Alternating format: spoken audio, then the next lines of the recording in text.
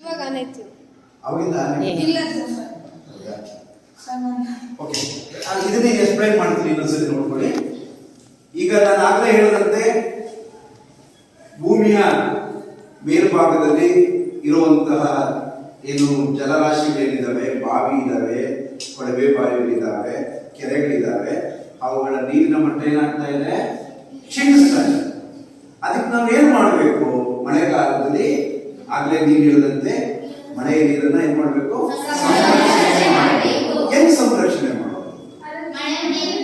ಮಳೆ ನೀರಿನ ಸಂಗ್ರಹ ಮಾಡಬೇಕು.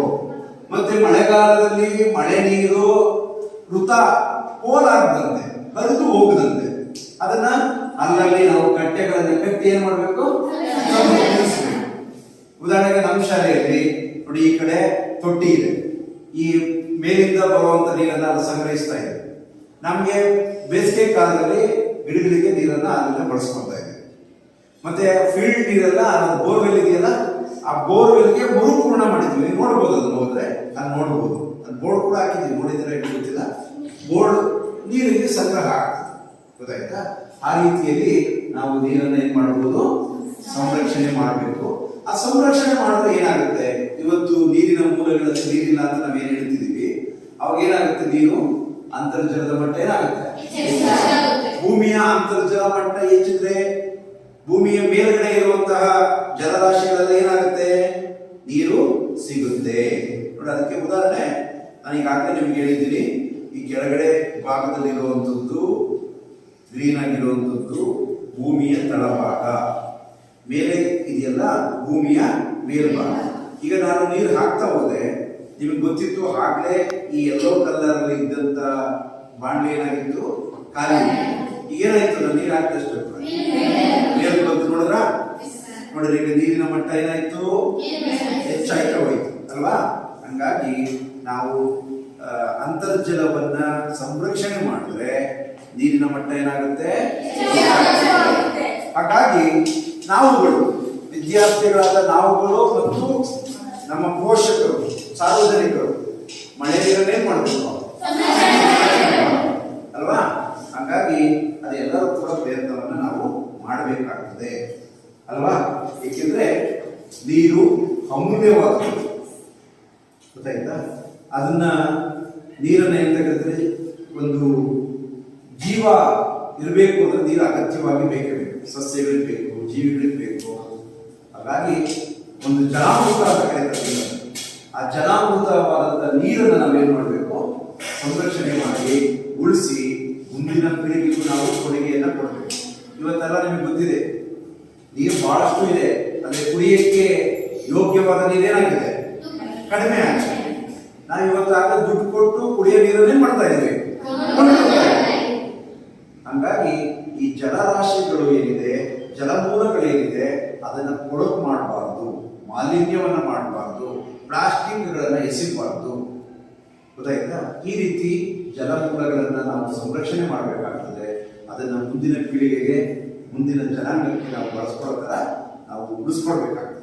ಗೊತ್ತಾಯ್ತಾ ಮಕ್ಕಳೇ? ಅರ್ಥ ಆಯ್ತಾ? ಅರ್ಥ ಆಯ್ತಾ? ಈಗ ಒಂದೆರಡು ಪ್ರಶ್ನೆ ಕೇಳ್ತೀನಿ, ಪ್ರಶ್ನೆಗೆ ಆನ್ಸರ್ ಕೊಡ್ತೀರಾ? ಭೂಮಿಯ ಮೇಲೆ ಶೇಕಡ ಎಷ್ಟು ಭಾಗ ನೀರಿದೆ?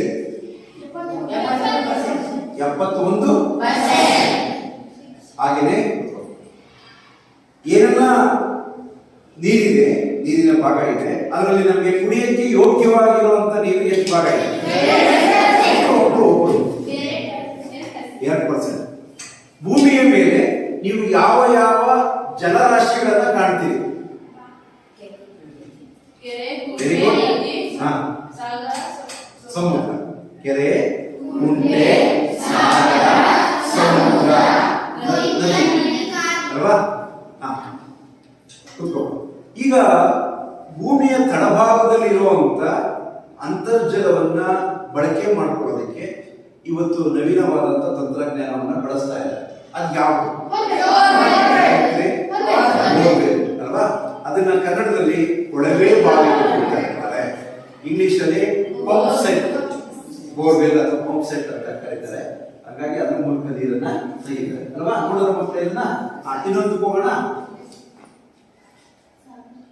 ನೋಡಿ ಸಾಗರಗಳು ಯಾವ್ಯಾವ ಸಾಗರಗಳಿದಾವೆ ಅನ್ನೋದು ಕೂಡ ಗೊತ್ತಾಗ್ತದೆ. ಪೆಸಿಫಿಕ್ ಸಾಗರ ಬಹಳ ಆಳವಾದ ಮತ್ತು ವಿಶಾಲವಾದ ಸಾಗರ ಯಾವುದು? ನೆಕ್ಸ್ಟ್ ಅಟ್ಲಾಂಟಿಕ್ ಅಲ್ವಾ? ನೋಡಿ ಇದು ಇಂಡಿಯನ್ ಹಿಂದೂ ಮಹಾಸಾಗರ ಅಂತ ಏನ್ ಕರಿತೀವಿ ಅದು, ಆಯ್ತಾ? ಹಾಗೇನೆ ಇರೋದು ಎಷ್ಟು ಸಾಗರಗಳಿದಾವೆ ಯಾರು ಹೇಳ್ತೀರಾ? 4. ನೋಡಿ ನೋಡೋಣ.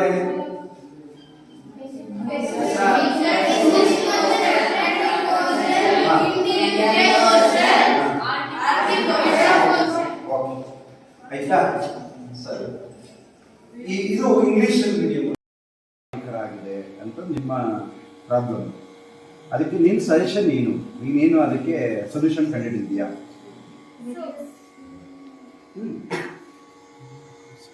So we have to reduce vehicles of petroleums and industries should be reduced.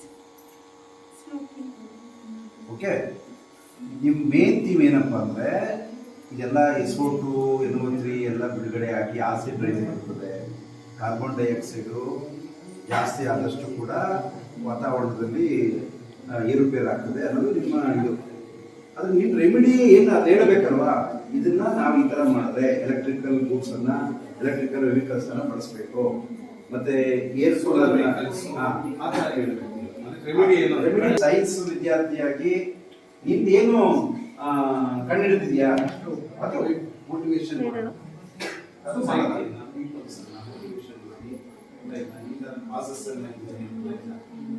Problems ಎಲ್ಲ ಇದೆ, ಅದನ್ನ ನಾವು ಅವಾಯ್ಡ್ ಮಾಡಬೇಕು ಅಂತಂದ್ರೆ ಎಲೆಕ್ಟ್ರಿಕ್ ವೆಹಿಕಲ್ಸ್ ಮತ್ತೆ ಸೋಲಾರ್ ವೆಹಿಕಲ್ಸ್ ಅನ್ನು ಯೂಸ್ ಮಾಡೋದ್ರಿಂದ ಕಾರ್ಬನ್ ಡೈಆಕ್ಸೈಡ್ ಇವೆಲ್ಲ ಪ್ರೊಡ್ಯೂಸ್ ಆಗೋದ್ರಿಂದ ಎಲ್ಲ ನೀಟಾಗಿ ತೆಗೆದು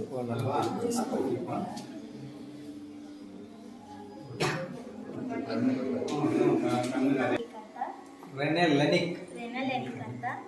ಮತ್ತೆ ಇದು ಹಾಸ್ಪಿಟಲಲ್ಲಿ ಹಾರ್ಟ್ ಬೀಟ್ನ ಚೆಕ್ ಮಾಡೋಕ್ಕೆ ಯೂಸ್ ಮಾಡ್ತಾರೆ. ಇದಕ್ಕೆ ಟೈಪ್ ಫನಲ್ಲಿ ಯೂಸ್ ಮಾಡ್ತಾರೆ. 72 ಟೈಮ್ ಹಾರ್ಟ್ ಬೀಟ್ ಇರುತ್ತೆ. ಓಕೆ, ಈಗ ನಿಮ್ಮ Irrigation is without model with conducted by motor. ಕರೆಕ್ಟಾಗಿ ಪ್ರಿಪೇರ್ ಆಗಿಲ್ಲ, ನೀವು ಮಾಡ್ಕೊಂಡು ಬಂದಿದ್ದೀಯ ಅಷ್ಟೇ. ಕನ್ನಡದಲ್ಲೇ ಹೇಳಮ್ಮ. ಕನ್ನಡದಲ್ಲಿ ಹೇಳು. ಸರ್, ಇದು ಡ್ರಿಪ್ ಇರಿಗೇಷನ್. ಅದಕ್ಕೆ ಒಂದು ಬಿಂದಿಗೆಯನ್ನು ನೇತಾಕೋದು, ನೀರು ತುಂಬಿ ಕೆಳಗಡೆ ಒಂದೊಂದೇ drop wind turban. Okay sir, ಇದು ನಮಗೆ ಹಾಂ ಆಯಿತು. ಈಗ ಟರ್ಬನ್ ತಿರುಗ್ತಾ ಇದೆ. ಈಗ ಇದಕ್ಕೂ ಏನು ವ್ಯತ್ಯಾಸ, ಏನು ಅದಕ್ಕೇನು ವ್ಯತ್ಯಾಸ ಇರುತ್ತೆ? ವ್ಯತ್ಯಾಸ ಅದನ್ನೇ ತಿಳ್ಕೊಬೇಕಾಗಿದೆ. ಇದು ಪರ್ಯಾಯ ವಿದ್ಯುತ್ ಉತ್ಪಾದನೆಗಳಿವೆಲ್ಲ. ಈಗ ಮೇನ್ ವಿದ್ಯುತ್ತು ನಾವು ಜಲವಿದ್ಯುತ್ತು ಅಂತ ಕರಿತೀವಿ. ಜಲವಿದ್ಯುತ್ತಿನಿಂದ ನಾವು ತಯಾರು ಮಾಡೋದು ಅದು ಏನದು ಕಾಸ್ಟ್ ಕೂಡ ಕಡಿಮೆ ಮತ್ತು ನಮಗೆ ನಿರಂತರವಾಗಿ ಸಿಗುತ್ತೆ ಅಂತ. ಆದರೆ ಇದರಿಂದ ಏನು ತಯಾರು ಮಾಡ್ಬೋದು, ಇದರಿಂದ ಏನು ಪ್ರಯೋಜನ ಅದು ಹೇಳಬೇಕು. ವಾಟರ್ ಆ್ಯಂಡ್ ಏರ್ ಪೊಲ್ಯೂಷನ್, ಪರಿಶುದ್ಧ ಇರೋ ನೀರು ಕಲುಷಿತ ಆಗ್ತೈತೆ. ಇವಾಗ ಕಲುಷಿತ ಹೆಂಗಾಗುತ್ತೆ ಅಂದರೆ ಮನೆಯಿಂದ ಡಸ್ಟು, ಪಾತ್ರೆ ತೊಳೆದಿರೋ ನೀರು, ಬಟ್ಟೆ ಒಗೆದಿರೋ ನೀರು ಎಲ್ಲ ತಂದು ಇದಕ್ಕೆ ಒಯ್ತಾರೆ. ಮತ್ತು ಫ್ಯಾಕ್ಟ್ರಿಗಳಿಂದ ಬಂದಿರೋ ಕೆಮಿಕಲ್ಸ್ ಎಲ್ಲ ಇದಕ್ಕೆ ಬಿಡ್ತಾವ್ರೆ. ಸೊ ವಾಟರ್ ಜಾಸ್ತಿ ಕಲುಷಿತ ಮಾಡ್ತಾರೆ. ವಾಟರ್ ಕಲುಷಿತ ಮಾಡಬಾರ್ದು. ಈಗ ಕಲುಷಿತ ಮಾಡದಂಗೆ ನಿನ್ನ ರೆಮಿಡಿಯಸ್ ಏನಿದೆ? ಏನು? Hello sir, good afternoon. Our modern name is rainwater harvesting. Rainwater harvesting is the process of collecting rainwater. When rain falls on the roof of the house, the water is collected through our pipes, and we can purify this water and store 10 to 15 days or a month, and we can use this for harvesting or agriculture. ಇದು working ಮಾಡೋಲ್ಲ? ಇಲ್ಲಿ ಮಾಡಿಸಿ practical ಮಾಡಿ. ಏನು ಆಗ್ತಾ ಇದೆ ಈಗಂತೂ ಇದು ವಾಟರ್ ಬಬಲ್. ಮನೆಗೇನು ಬಬಲ್ಸ್ ಬರ್ತಿದ್ವಂತೆ, ಈಗ ಬಬಲ್ಸ್ ಬರ್ತಾ ಇಲ್ಲ. ಹೇಳಿ ಏನು ಪ್ರಿನ್ಸಿಪಲ್ಸ್ ಅವೆಲ್ಲ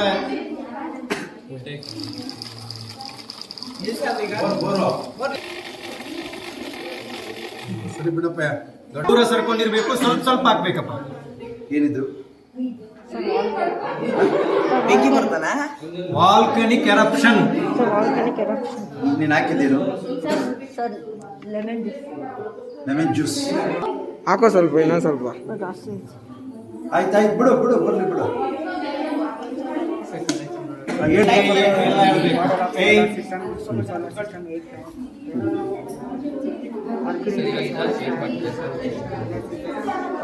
ಟೇಬಲ್ ಲ್ಯಾಂಪ್ ಅಂತ ವೈಟ್ ಲೈಟ್ ಹಾಕ್ಬೇಕು.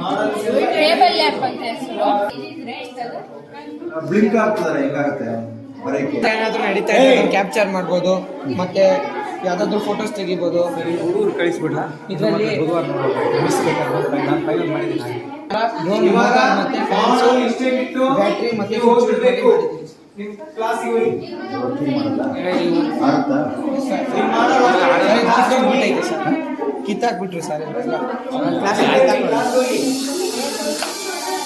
ಅದೊಂದೇ ಇದೆಲ್ಲ ಹೊಡುತ್ತೆ ಬಂದು ಹಾಕಿದ್ರೆ ಹೋಗಿ ನೀವಿರಿ, ಈ ಮಾಡಲ್ ಮಾತ್ರ ಸರ್ ನೋಡ್ಬೇಕು. Einstein, he was an investor, I am the designer. Kitchen ಸರ್ಗೆ And motors fine.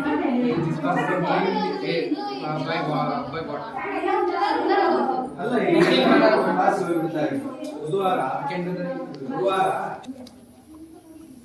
ನಿಂತ್ಕೊಳ್ಳಿ, ಫೋಟೋ ತಗೊಳ್ತಾರೆ.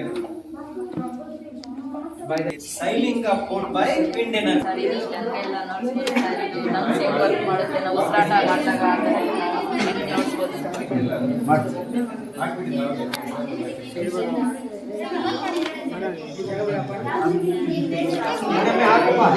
ಹಂಗೆ ಈ ಕಡೆ ಬರ್ತಾ ಇಲ್ಲ